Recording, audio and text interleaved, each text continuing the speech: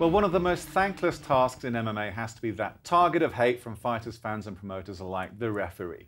So much responsibility, so little pay. Here to talk about bad calls is one of Africa's most respected MMA refs, Ferdi Basson. Ferdi, thanks for joining us, mate. Thank you very much. So do you enjoy being a referee? I do.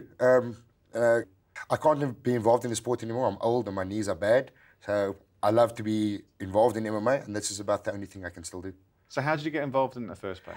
I was scheduled to fight on a card, and I just came back from Thailand after training and competing there, and I injured my knee badly. So my coach at that stage, who was also the promoter, said, listen, why don't you come and ref at the event?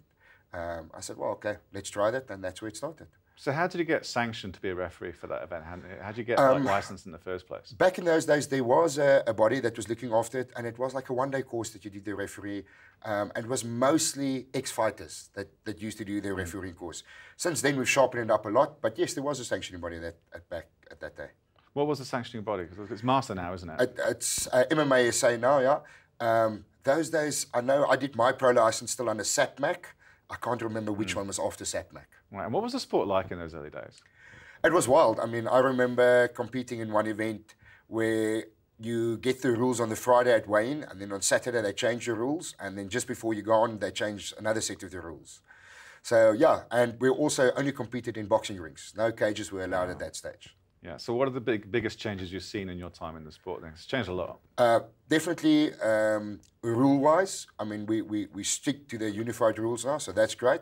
And fighter safety, it is improved a massive amount. Are you happy with the issues of fighter safety these days then? I must be honest, I mean, I've had some international exposure, and in South Africa currently, on the pro side, we are doing very well with regards to fighter safety. It's very difficult to find any fault there. What rules would you change then? Because my particular bugbear is the 12-6 elbow. I know you feel the same way. What can we change in terms of rules? Well, definitely the 12-6 elbow. They've recently changed the rules, which came into effect the 1st of January this year. So they've taken most of those rules that was a little bit iffy. They've taken out. But the 12-6 elbow, it's still in there. It'll probably be removed next year, the way I listened to the guys that was at the meeting. But yeah, the 12-6 elbow, I think it's got a very feared reputation with not a lot of data backing that. Do you ever feel pressured then by fans and promoters to stand fighters up? Even though as a referee, you're in the cage and you can see that they're working on the ground and they're transitioning and stuff and scrambling. Do you ever feel that the crowd started booing or that the promoter kind of feels the fight's not entertaining enough? I'll tell you in the beginning it was, when we still had the fan education wasn't as high as it is now. And then you almost felt compelled, when the guys are not doing much on the ground. These days, I think with the fans appreciating the sport and understanding the sport more, the pressure is much less. And as a referee, I mean, external pressure is not what's supposed to make you tick. It's what the rule says, and that's what you need to apply. But there is a lot of pressure on you as a ref, isn't there? No, for sure. You're damned if you do, damned if you don't. That flash knockouts, quick calls, bad calls. Fans hate you, fighters hate you, promotions may hate you, managers hate you. I mean, is it worthwhile for you? For me, it's a question of, I mean, I made the decision, like I said earlier, about fighter safety. And yes, we've had many bad calls in the past. And I said, listen, if I can't be involved as a fighter anymore, I would like to get the guys that's still competing, give them a fair shot, especially with regards to fighter safety. I agree with you, but there's one issue that referees struggle with worldwide. I know Big John McCarthy talked about it a lot when he compares the pay that referees get in MMA compared to in boxing. Do you feel that kind of pressure, that kind of responsibility about fighter safety is kind of rewarded well enough for you as a ref? Well, I must be honest, if you're in a refereeing for the money of it, then you shouldn't be in the sport, because the money really isn't good. But you do get the best seat in the house. So if you love the sport, yes, it's definitely worth it. If you love money, don't come and do this. So then let's talk about the level of the sport. What's the most memorable fight you've ever refereed then, Ferdi? I've reffed a lot of amateur fights that stuck to my head. The most memorable one was last year at the World Champs. It was in the middleweight category. It was in the final. It was a New Zealander against an American kid. The most amazing fight of my life. The most amazing fight that was held at the World Champs. Amazing, amazing fight. The fans really loved it as well. So how did you get involved in IMMAF? Because I'm assuming that was an IMMAF sanctioned event. Yeah, that was. What do you do with them? A couple of years ago when IMMAF started, we were, around the world, MMA was still not where it is in terms of regulation now. and they were trying to regulate it, and they were trying to get in contact with the bodies. And they contacted us. They said, listen here, they have an inaugural training course for officials. Would we like to send anybody? And I got nominated, and I said, well, geez, I'll go any day. And it was like an eye-opener. I met many respected referees there, some of them that was already working at the UFC at that stage. So it was a great course. It was held by Mark Goddard. So learned a lot, and yeah, that's how we got started. So would you say that the work of IMMAF is incredibly important for the sport in terms of, you know? No, for sure. I mean, since IMMAF has started, the amount of work that they've done to get the world, you know, online with MMA, and the work that we're doing to get MMA sanctioned as an Olympic sport, it's immense. It's a really, really great work. So you're also on the board of MMASA. I mean, you're happy with how MMASA's doing? I mean, what are the challenges for the governing sanctioning body in South Africa? Yeah, I mean, there's a lot of challenges, but I mean, with MMASA, we definitely look a lot after the amateurs as well. And at the moment, you know, funding is still a bit of an issue. We've got world champs all around the world. We've currently our director for IMMAF in Africa is now in Sofia, Bulgaria, for the European champs. And we would have liked to send a team. But, you know, funding is really expensive. And for a fighter that's an amateur to, you know, get 40 grand from his pocket to go over to compete, it's still a bit of a challenge for us. So in terms of funding, what's the answer? You know, government funding would be nice, but I know there's limited on that. I really like sponsors to get online. You know, I think in the past it used to be in the dark still. People still used to regard MMA as a bloodthirsty sport. I think it has changed a lot. And I think if with the right marketing, we can definitely get more sponsors online. Yeah, do you feel there's a certain amount of prejudice when it comes from SASCOC in terms of supporting MMA here? Definitely, definitely. I think there's some of the codes that, you know, are not very happy with us. I know boxing is, and you know, I've got fighters in boxing as well. I know BSA is not always very friendly to us because they seem or feel that we take some of their space away and some of their funding away, which is not true. I think there's enough fans for both sports. Well, perhaps do you feel that now that EFC has moved over to SABC, there may be more wider acceptance of the sport in terms of the entire country? Definitely. I think it's been a great move. I applaud EFC and both SABC3 for getting it on there, because for the fighters, it's only a good thing. It's only a good thing to have that exposure, and for the sport itself to show that the sport is not what people believe it is. It's not WWE. You know, it's not people killing each other in the cage. It is a sport. Okay, so tough calls. Let's ask you a tough call. Is there any kind of decision that you've regretted, or a decision that you look back and you thought, oh, I got that really wrong? I know it's a hard question. Yeah. I want you to be honest.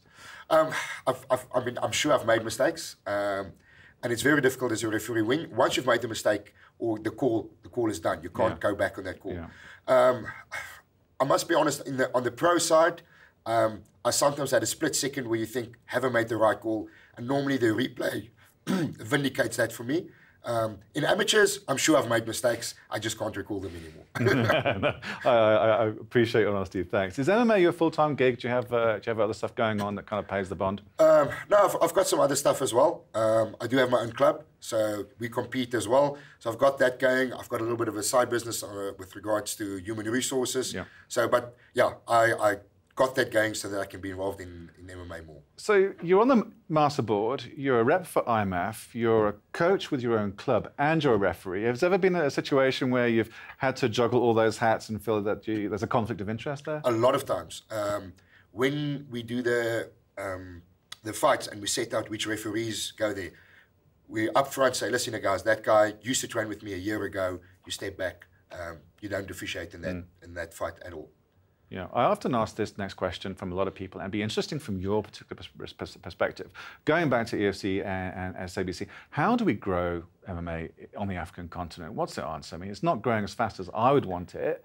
What's your perspective on it? Well, recently, I mean, South Africa was the first country to get recognition by IMMAF. Since then, I think we've had another 6 countries sign up, and IMMAF, I think, is the route to do it. Once you get the amateurs going and the amateurs start, you know, featuring, then we'll get more pros going on that side as well. So I think IMMAF is definitely the way to get the sport in Africa more exposed. Yeah, I completely agree. So putting aside your official role for the moment. We've got EFC 58 coming from Cape Town on April the 8th. So as a fan of the sport, I just want to put you on the spot and hear your main card predictions between Dave Mazzani and Don Madge. Oh, I hope I'm not reffing any of these fights. You will be, I'm sure. Dave Mazzani, Don Madge. Don Madge is a great striker, really, really excellent Muay Thai. Since he's joined FFM, his ground has improved a lot. Do I believe it has improved enough for Dave Mazzani? I don't know. I think in this one, I'll still pip Dave Mazzani on this fight. Okay, Urshad Syed against Tumisang Madiba. Tumisang, you know, the weight cut might be a bit much for him. Ishad is extremely skilled. So is Tumisang on the ground. In this one, it's very difficult. I'm going to say Ishad. Next fight is an unknown against a very well-known, Carl Etherington against Rowan Potts. Yeah, Rowan Potts has got that UFC experience. So he's been in the deep end. I'll put my vote for him. Exciting talent against a fantastic veteran, Sylvester Chipvambu against Abdul Hassan.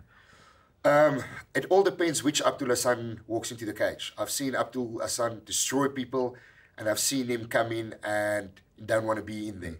So on that one, I'm going to go with Abdul Hassan, hoping the right one pitches up. And the final one is a cracking prelim against Dino Bagatine versus Sean de Lange. How do you call that? Sean de Lange is tough. I mean, we can all remember Sean de Lange's fight against Gordon de Roetman. Yeah, there was blows being traded. He's a tough kid, but I think even if they go the length and all 3 rounds go, I think Dino Bagatine should pip in on points. Yeah. Talking about prelims quickly, I get irritated that a lot of so-called fans don't turn up for the whole event. They just rock up for the main card. You see what fighters go through. Does that irritate you as well? Do you find that disrespectful? I do. Well, from a fan point of view, I think they miss some of the greatest fights. Yeah. I mean, some of the greatest fights happens on the undercard. You know, when the fighters are pressurized, they're fighting for titles, sometimes they do not go as boldly as they would under the undercard. And I think the guys miss great talents by not coming to the undercard. Yeah, I completely agree. My last question for you is by my favourite of this interview. If you had to have a 4-man tournament between Brad Block, Bobby Caraginides, Vicker Swart and yourself, who'd come out on top? Oh, okay. Well, I've got bad knees, and all the referees know that. Brad has got bad knees, and we all know that. So I think we will definitely not be the winners. I think it'll probably be between Bobby and Vic. Vic has got a little bit of weight on Bobby.